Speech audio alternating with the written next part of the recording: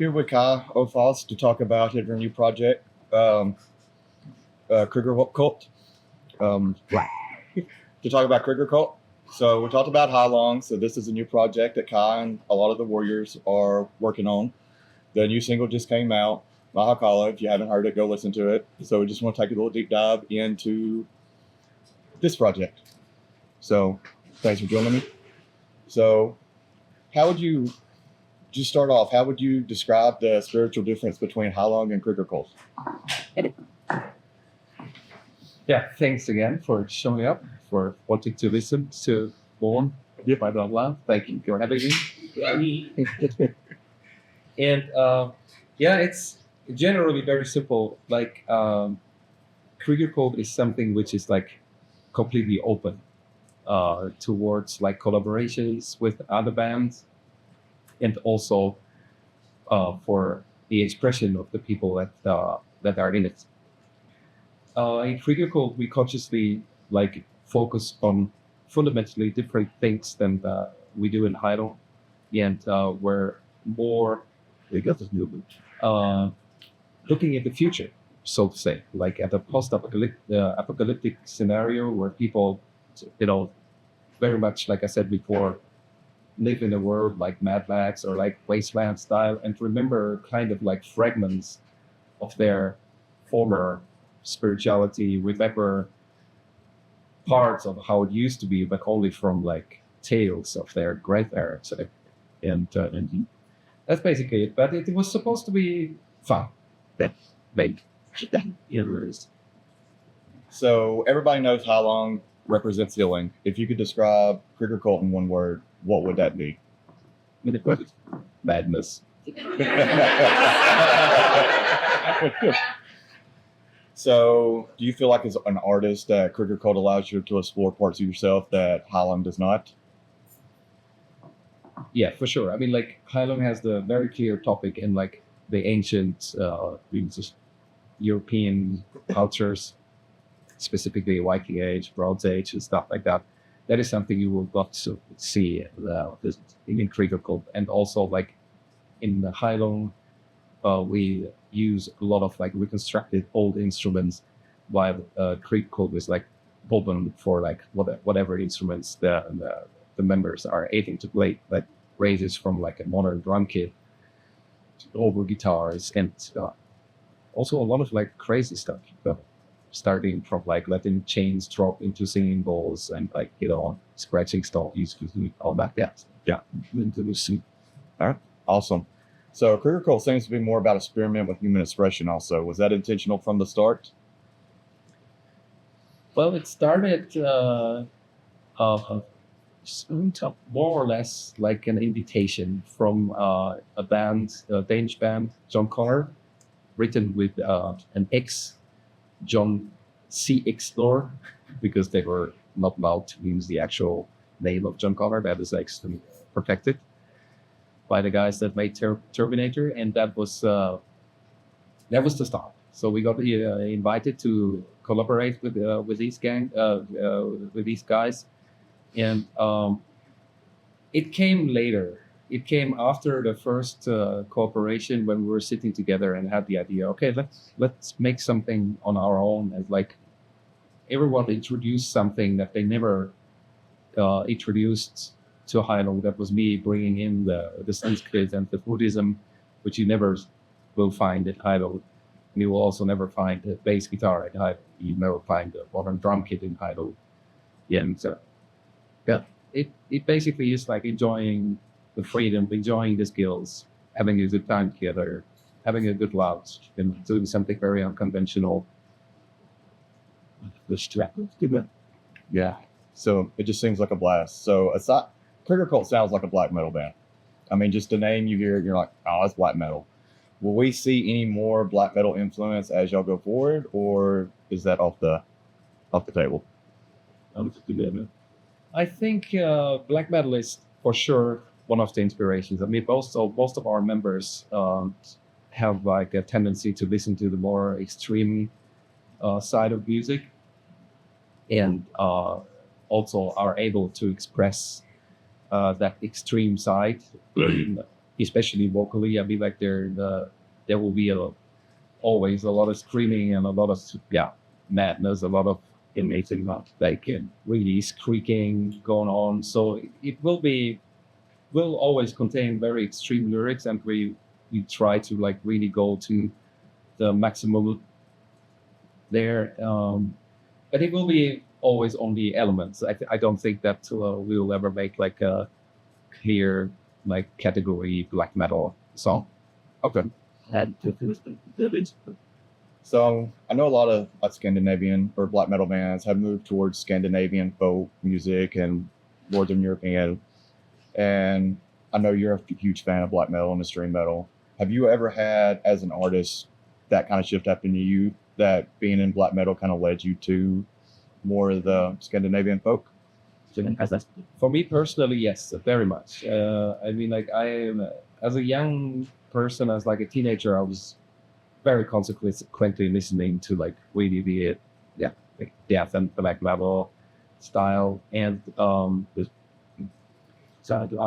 there's especially like one album with the Bathory Hammerheart that really had this like very very strong vibe of like Nordic mythology, and I was diving from there,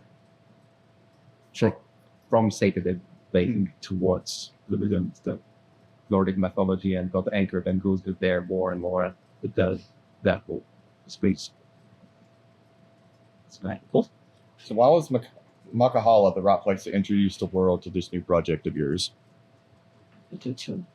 Yeah, I think Mahakala is a very, very important aspect, or it contains various important aspects, because like when people hear like Kriigerkvlt and they try to translate, there's the word warrior in it, right? And that is like a big word, like especially it's linked to war, that is linked to combat, to fighting. But of course, like we're not encouraging people to like go out there, like beat people up or shoot people. That is wrong, okay? Don't beat people up, don't shoot people. Like try to avoid that at any cost, right? Bad karma. But that fight, that combat, we have that in ourselves, right? And in Buddhism, it's the teaching is basically that all the obstacles you face on the outside are just reflections of your obstacles from the inside. And Mahakala is like an old pre-Buddhist Burmese shamanistic deity transforming into Buddhism as this protector of the Dharma, the protector of the teaching, the remover of obstacles, this like inner warrior that we all carry in ourselves, no matter what gender you identify yourself with. That is so important to like really face your own challenges, face your own inner enemy, and like face that element inside of you that makes life difficult for you, face that element inside of you that basically blocks you from living to your full potential.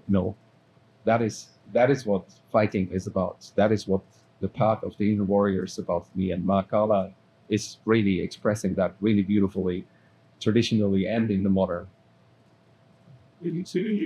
So given the spiritual significance of Mahakala, was there any hesitation of centering the song around it? And how much spiritual and research went into actually developing the song? From my side, of course, like I am very, very rooted in a Nordic mythology, and it is also, that is beyond believing for me. That is without living in the North, living in Scandinavia, I experience Nordic mythology in my day-to-day life. But I am also a very strong leg in Buddhism. So the research was basically done already, and I was just feeding it in. The moment we do, okay, like we're gonna record something. That was the moment where everyone had to bring something on the table, and like I can't play guitar, I can't play piano, but I know my Sanskrit, I know my mantras. So I put the mantra on the table, and then the other musicians were like completely free to express themselves around it. Like I was just basically giving the bone, and the flesh was done by the other side, the skin, the hair, where you create that energy. That is to be, yeah, maybe that's. So going forward, do you think that Kriigerkvlt will continue to explore other religious systems and spiritual beliefs? Yeah, I think we're pretty open, and like we have a multiple range of interests. What all unites us for sure is the love to nature, and to play with the next song things more forest elements, or maybe we even sing about birds. Who knows? So your work often walks the line between spirituality and performance art. How do you personally draw the boundary, and how important is that discomfort in your art? Yeah, Michael Harner, that I mentioned before in the interview, he classified 3 stages of trance. So one stage is where you actually lay down motionless and you leave your body, basically you're traveling. And then you have the second stage of trance, which is you are like a part of your mind is in that trance condition, while another part of your mind and your body are still present in the everyday work. And this, we find that very strong in, for example, in the Australian Aborigines when they walk the dream path. So they basically hike, they do a very long hike, but at the same time they're like meditating or traveling in their mind. And this second stage of meditation, second stage of trance, that is something I experience very often when I create things, when I write lyrics, when I sing. And I also try to, lure people into that, to experience that as well. I hear that a part of you is dancing, but another part of you is like really flying away, and it's like, free of gravity. And the third stage is, Michael Harner called that unity, and it's that is a moment, like people that work with plant medicine, like mushrooms or ayahuasca or stuff like that, they experience that very awesome. And people that do like a long-term meditation practices, they also get to that point, and that is the point where you like really feel united with the creation, and where you deeply understand that the creation and the creator are one, that we are endlessly loved, and that we basically, reincarnation is real, maybe not as with our mind, but that everything is always in motion. And then this deep understanding, that is called or Michael Harner classified that as the third type of trance. And that is supported by certain rhythms, by certain BPMs. You can reach that state without any drugs as well. And I also try to create art, create music that helps people to maybe reach that condition as well, because it's very good. Yeah, that's really beautiful. So in the form of unity, the Kriigerkvlt Collective involves a bunch of the warriors from Heilung. How did those relationships, how did that help with the chemistry and the collaboration process of the project? Well, like in order to be part of Kriigerkvlt, to be Kriigerkvlt, you need to be a member of the Heilung Choir. So like most of the Heilung members in general, they have other side projects, but they're individuals. And I try, or like we try to act on stage as one living organism. And Kriigerkvlt is basically that organism detached from the Heilung universe.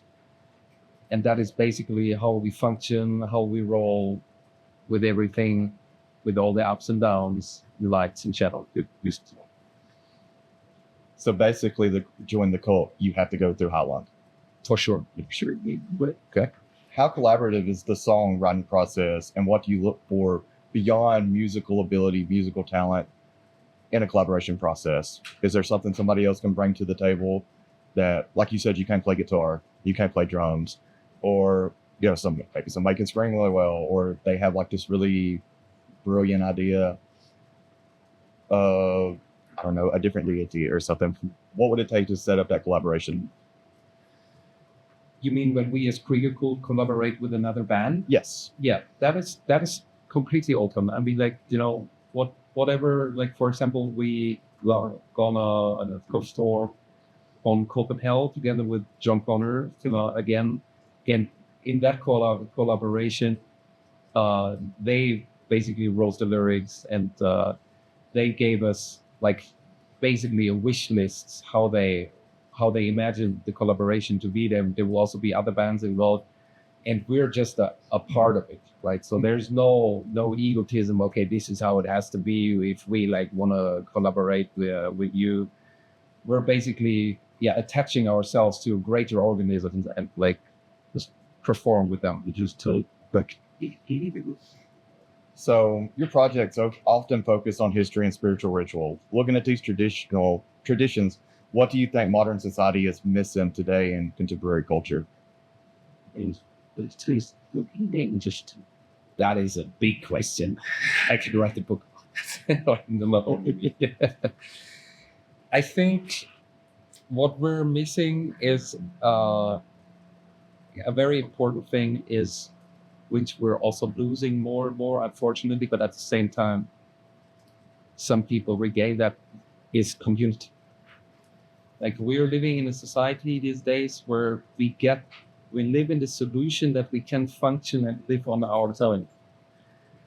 But we are not made like that. We're flock animals, and we need community. We need people to back us up. We need people to hunt for us when we can't do it ourselves. We need people to take care for us when we're old. Like psychology says that you need 4 hugs a day to maintain your psychological stability, stuff like that, right? But when we're sitting in concrete cubes and look at black mirrors, we lack all of that, and we also like unlearn all the social skills and practical skills to like function in a society, function in a community, right?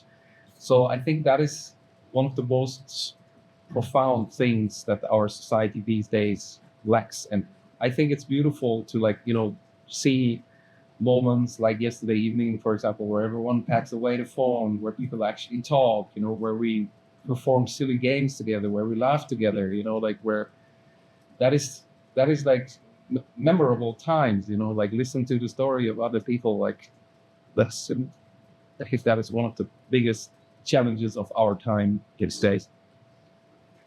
So given that lack of community, do you think that that's why Heilung, for instance, has been so successful and why Kriigerkvlt will be successful? Is because people crave the communal experience, the ritual experiences, and events like yesterday, just being together?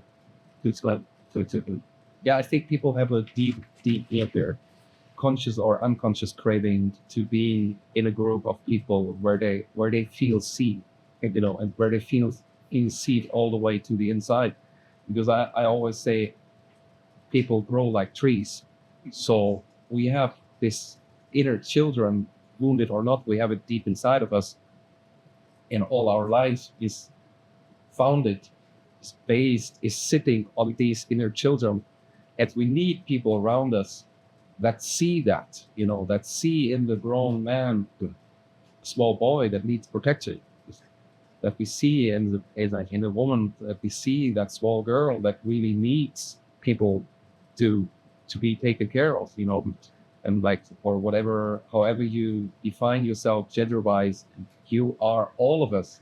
We have this like very helpless, very fragile being inside of us. Like maybe we grow up and we're gonna be strong and we have like muscles and we have like a big shell or like some kind of behavior that we think that protects us, but we always need a moment to where we can let the guard down, where we can like connect to each other. Because if we keep up the mask, if we keep up the shell, we can't really connect. And I see that happening time and again, and I read it in the comments as well, that in the Heilung concerts, that is happening. So people meet people where they really feel seen, where they feel accepted, where they share passions, where they share lifestyles and everything, and where they feel home. Yes. And that's what's so beautiful about it. It's like every one of the Heilung rituals we went to, it's been that way. I mean, you always met somebody new. Last night, there was people from all over the United States that came in because of that.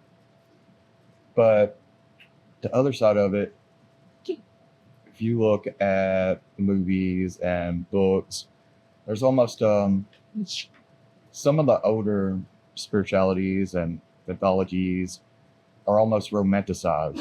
Do you think that there's a danger in people romanticize the ancient spirituality without fully understanding it? Tough question. Like, I think it is really, really hard. It requires long studies to get even close to something that we believe now is a proper understanding of ancient mythologies. Yeah. And we can look at, like, for example, if you read a joke from only like 300 years back, you will not find it funny.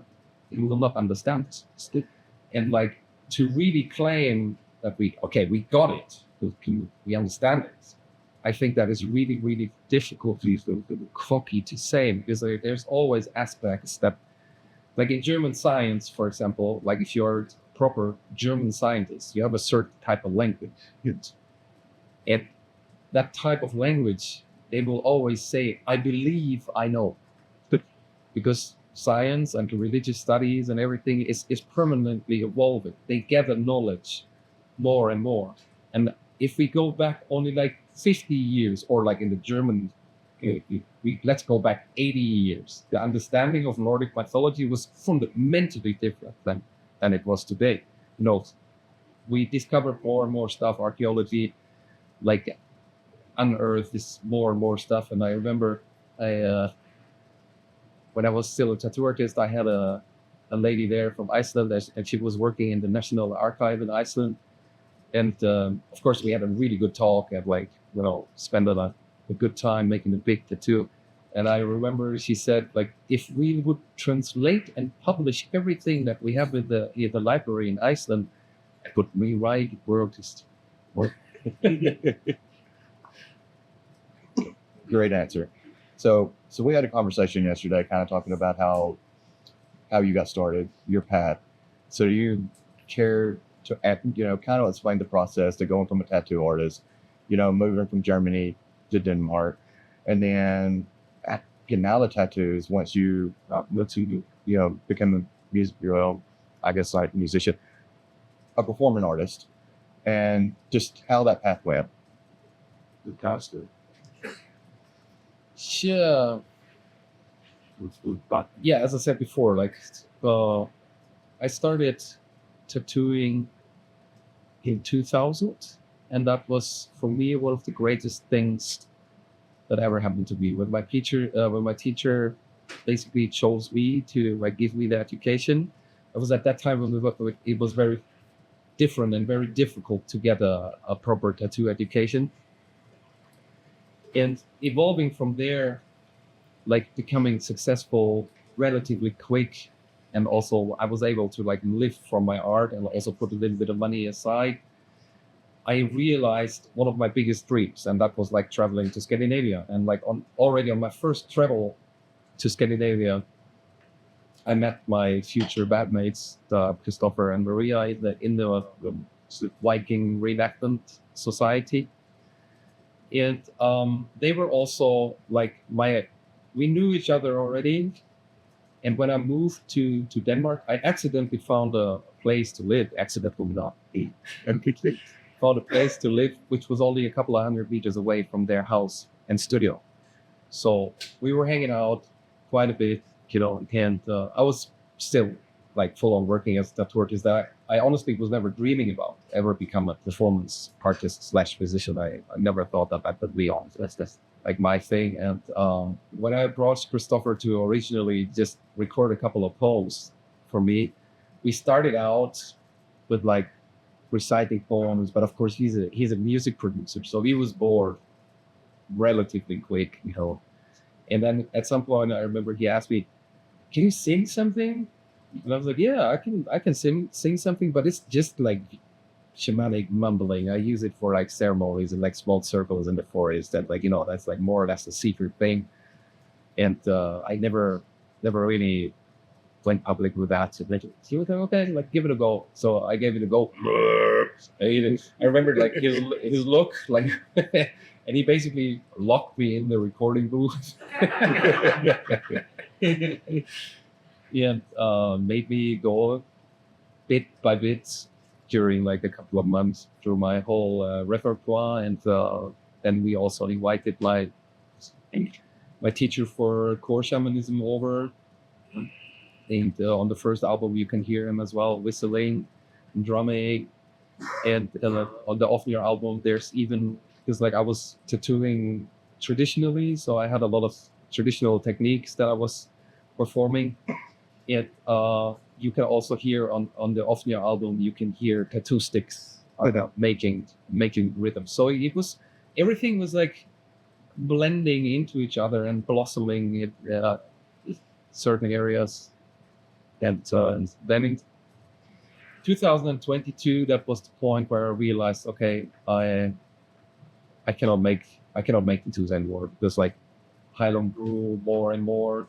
It took away more and more of my time, and at the same time, me as a person, without doing anything for it, got like more and more known, and more people wanted to have a tattoo from the Heilung singer. And when I stopped tattooing in 2022, I stopped with a 1.5 year waiting list. Wow. And that is just not realistic, and it was out of realistic proportions. And like I really didn't want to, because I was defining myself over being a tattoo artist a lot. My social life was like happening basically in the tattoo scene, and like there was good money in it, and a lot of recognition, and like I worked many different things through my life. Like I worked as a builder and like different other things that are sometimes not. Well, never mind. But when you work as a tattoo artist, you will get, at the end of the day, you will get an honest thank you. You will get that honest thank you from a completely trashed person that went through hours of pain. But that honest thank you is something really beautiful to experience.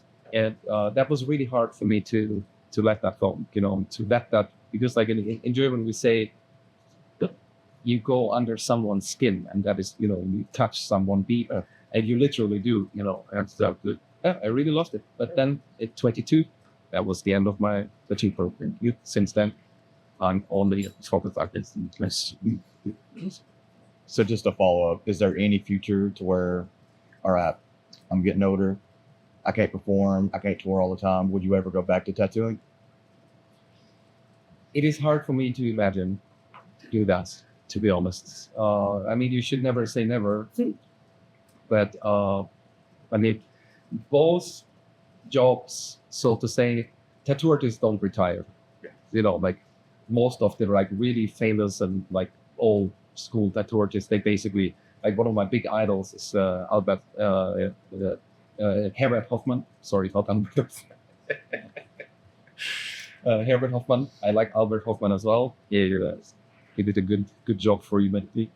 But Herbert Hoffman was a really old school tattoo artist. He was a German child soldier in the war. He got detained in Russia for a long time and hit the gulag. He learned tattooing, and he was tattooing all his life. He was a gay person, which was why you can imagine, right? Like, to be a gay person in the 50s and the 60s in Germany, that is not easy, bro. And he was an icon of tattooing, especially like old school tattooing, Hamburg and everything. And I had the great honor to meet him in person before he died. And Herbert, he was the sweetest person, like he was like, especially towards other tattoo artists, he was so caring, always sharing his knowledge, very empathic, always smiling, always hugging. And I think he tattooed until 2 weeks before he died. How? And then again, another one of my great idols, Levi Kilmister, like there's no, I don't think that I will retire. So I'll go strong until it lasts. Yep. Going to be a lifer to the end. So we'll bring it back to Kriigerkvlt now. Thanks for the little backstory. So is Kriigerkvlt meant to be constantly evolving? That is a good question. I don't think so, because like Heilung is something that that was and is constantly evolving, and it's constantly growing. And like these two, the two projects, they should never go in concurrence. So I can very well imagine that right now we're here. We did some recording, a couple of us, but I can very well imagine that in the relatively near future, Kriigerkvlt will like take a step back, especially when the Heilung is like really getting in full throttle again. It will just be playing in no time. Like every back to it. So Last question. This is the standard. What can people expect going forward? Can you give us any hints? I mean, going forward with Kriigerkvlt? Yep. Well, I mean, you probably sense something is bubbling, right? I think what you can expect is genuine. So what you for sure can expect is real emotion, and something that is like done without mask, something that is done with true vulnerability, and something that is done with honesty. Because I think that is things that we're also lacking in this society instead. Nice college. That's beautiful, and I think that's all we could really ask for. But thank you for your time. Thanks for answering the questions. Can't wait to see what y'all have next. So